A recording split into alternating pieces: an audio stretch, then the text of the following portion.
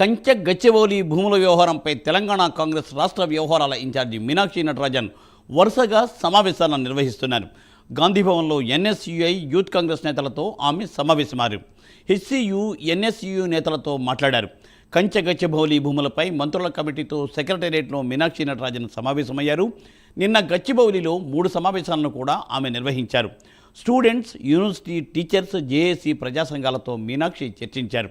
దీనిపై exclusive field report Azeem అందిస్తారు. అజీం, కంచె గచ్చిబౌలిలో ఏదైతే భూ వివాదానికి రాసుకుందో ఆ 400 ఎకరాలపై ఏదైతే ఏఐసిసి ఇన్ఛార్జ్ అయినటువంటి మీనాక్షి నటరాజన్ ఏదైతే వరుస సమావేశాలు నిర్వహిస్తున్నారో ఇందులో భాగంగా ఇప్పటికే శనివారం రోజు మొదటి దఫాలో ఏదైతే మినిస్టర్లతో సంబంధించినటువంటి సబ్ కమిటీతో కూడా సమావేశమయ్యారు. సబ్ కమిటీ సమావేశం అనంతరం గాంధీ భవన్లో అటు ఎన్ఎస్యుఐ యూత్ కాంగ్రెస్ పార్టీకి సంబంధించిన నేతలతో కూడా ఏదైతే సమావేశమయ్యారు. ఏదైతే హెచ్సియులో జరిగిన పరిణామాలు ఏవైతే ఉన్నాయో, ముఖ్యంగా హెచ్సియుకి సంబంధించినటువంటి ఎన్ఎస్యుఐ యూనిట్ ఏదైతే ఒక బహిరంగ లేఖను కూడా విడుదల చేసింది. ఏదైతే సీఎం చేసినటువంటి కామెంట్స్ని తాము ఏదైతే వ్యతిరేకిస్తున్నామని చెప్పి కూడా ఇదంతా కూడా హెచ్సియు పరిధిలోకి వచ్చేటువంటి భూమి అని చెప్పి, బయోడైవర్సిటీకి సంబంధించినటువంటి భూమి అని చెప్పి ఏదైతే దాంట్లో అటు జింకలు కావచ్చు, అలాగే నెమలు కావచ్చు, ఇవన్నీ కూడా ఉన్నాయని చెప్పి కూడా ఏదైతే వారు ఒక లేఖను విడుదల చేశారు. ఈ నేపథ్యంలోనే రాష్ట్ర ఎన్ఎస్యు అధ్యక్షుడు కూడా ఏదైతే హెచ్సియు సంబంధించిన ఎన్ఎస్యు యూనిట్పై ఏదైతే ఒక షోకాజ్ నోటీస్ కూడా జారీ చేశారు. అక్కడ ఉన్నటువంటి ప్రెసిడెంట్ అయినటువంటి నేహాపై ఏదైతే ఒక షోకాజ్ నోటీస్ ఇష్యూ చేశారు. 48 అవర్స్లో దానికి సంబంధించిన రిప్లై ఇవ్వాలి, ఎందుకు ఇలాంటి మాట్లాడాల్సి వచ్చిందనే ఒక అంశంపై కూడా వారు షోకాజ్ నోటీస్ ఇచ్చారు. సో దీనిపై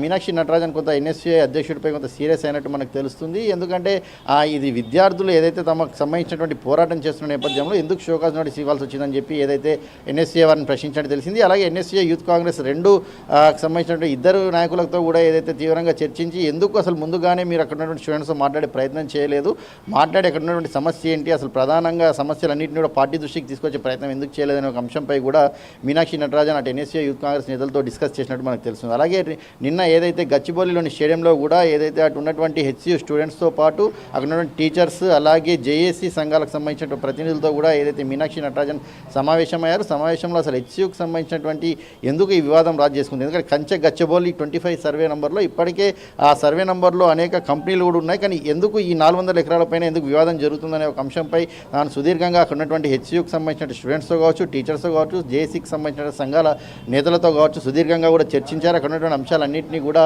మాట్లాడి తాను ఏదైతే పరిగణలోకి తీసుకుంటామని కూడా చెప్పారు. ఇదే నేపథ్యంలో హెచ్సియుకి సంబంధించిన ఎన్ఎస్ఐ స్టూడెంట్స్ కొన్ని డిమాండ్స్ కూడా ఉంచారు. ఏదైతే ఆ కేసులు ఏవైతే పెట్టారో ఆ కేసులను తక్షణమే ఎత్తివేయాలని చెప్పి, అలాగే ఈ 400 ఎకరాల భూమికి సంబంధించిన దానిపై చూడడానికి కూడా పోలీసులతో మాట్లాడి అనుమతించేటువంటి చొరవ తీసుకోవాలని చెప్పి కూడా మీనాక్షి నటరాజన్తో మాట్లాడారు. సో దీనిపై మీనాక్షి నటరాజన్ కూడా నేను ఖచ్చితంగా దీనిపై ఏదైతే పార్టీలో కావచ్చు అధికారులతో కూడా మాట్లాడి నేను దీనిపై 400 ఎకరాల భూమి చూడడానికి కావాల్సిన అంశంపై కూడా నేను పార్టీలో చర్చిస్తానని చెప్పి కూడా తను ఒక హామీ అయితే ఇచ్చినట్టు కూడా మనకు తెలుస్తుంది. ఇదే నేపథ్యంలో ఈరోజు రెండవ దఫా ఏదైతే మంత్రివర్గ కమిటీ ఏదైతే బట్టి విక్రమార్క కావచ్చు, అలాగే పొంగులేటి శ్రీనివాసరెడ్డి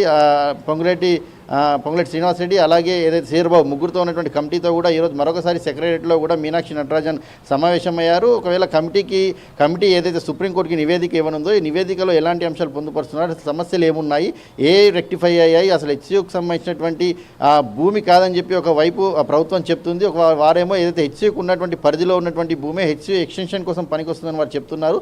సో అసలు నివేదిక ఎలా ఇవ్వనుంది, ఒకవైపు గవర్నమెంట్ భూమి అని చెప్పినప్పటికీ పరిధి మాత్రం హెచ్సియులో ఉందని చెప్తున్నారు. సో అసలు దీనికి సంబంధించి సుప్రీంకోర్టుకి ఎలాంటి నివేదిక ఉన్నారు, ఏ అంశాలు పొందుపరుస్తున్నారని ఇలాంటి అనేక కోణాల్లో కూడా ఏదైతే ఈరోజు కూడా మరొకసారి మీనాక్షి నటరాజన్ ఏదైతే అటు మంత్రివర్గ ఉపసంఘంతో కూడా ఈరోజు అయితే భేటీ అయ్యారు. భేటీలో అనేక విషయాలు చర్చించారు. నిన్న సంఘాలతో జరిగినటువంటి సమావేశం కావచ్చు, మొన్న ఎన్ఎస్యుఐ యూత్ కాంగ్రెస్ హెచ్సియు స్టూడెంట్స్కి సంబంధించినటువంటి ఎన్ఎస్యుఐ విభాగంతో మాట్లాడిన అంశాలన్నింటినీ కూడా ఇటు ఏదైతే మినిస్టర్స్కి కూడా ఏదైతే కమిటీ సభ్యులకు కూడా తెలియజేయడం జరిగింది. సో ఈ రోజు కూడా ఏదైతే కోర్టులో కూడా ఉండే సుప్రీంకోర్టు పరిధిలో ఉన్నటువంటి నేపథ్యంలో హైకోర్టు ఇప్పుడే చొరవ తీసుకోలేదు, ఖచ్చితంగా ధర్మశాస్త్రం ఏం చెప్పిన తర్వాత ఇక్కడ నిర్ణయాలు తీసుకుంటుందని చెప్పి కూడా ఏదైతే కోర్టు కూడా ఈరోజు అయితే ఏదైతే వాయిదా వేసినట్టు కూడా మనకు తెలుస్తుంది. సో ఓవరాల్గా చూసుకుంటే హెచ్సియు భూ వివాదం కేవలం రాష్ట్రంలో ఢిల్లీకే తాకిందని చెప్పుకోవాలి. ఏదైతే ఏఐసిసి ఢిల్లీలో ఉన్నట్టు ఆఫీస్ ముందు హెచ్సియుకి సంబంధించిన స్టూడెంట్స్ ఎవరైతే ఉన్నారో వారందరూ కూడా దీనికి సంబంధించిన ఫ్లెక్సీలను కావచ్చు, అలాగే పోస్టర్స్ని కావచ్చు అక్కడ పెట్టినట్టు కూడా మనకు తెలుస్తుంది. సో ఈ నేపథ్యంలోనే మీనాక్షి నటరాజన్ ఏదైతే రాష్ట్రానికి వచ్చి ఇక్కడ ఉన్నటువంటి సమస్యను, అసలు విద్యార్థుల్లో ఉన్నటువంటి ఆందోళన ఏంటి, అసలు సమస్య పరిష్కారానికి ఎలాంటి మార్గాలు చూడాలి, అసలు ఎలాంటి అంశాలు పరిగణలోకి తీసుకున్నారో, ఎందుకు ఈ వివాదం తలెత్తిందనే అంశాలపై తెలుసుకున్నారు. సో ఈ అంశాలన్నీ కూడా ఢిల్లీకి వెళ్ళి కూడా ఏదైతే మీనాక్షి నటరాజన్ రిపోర్ట్ చేసేటువంటి అవకాశాలు కూడా మనకు కనిపిస్తున్నాయి. మూర్తి.